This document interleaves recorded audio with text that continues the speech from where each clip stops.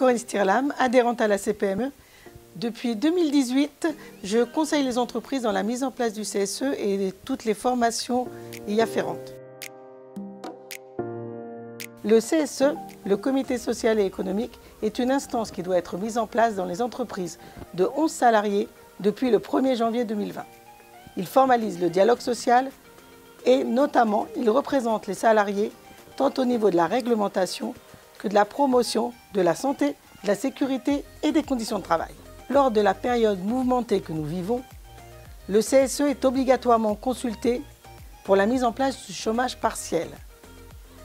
Pour ne pas pénaliser les entreprises qui n'avaient pas rempli cette obligation, le gouvernement a décidé de la reporter au 31 août 2020.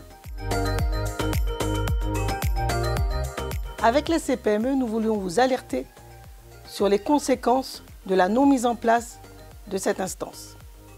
Ils sont de plusieurs ordres. Tout d'abord, un délit d'entrave assorti d'une amende de 7 500 € par l'inspection du travail. Ensuite, le licenciement pour inaptitude requalifié par les prud'hommes dans le cas où le CSE n'est pas consulté.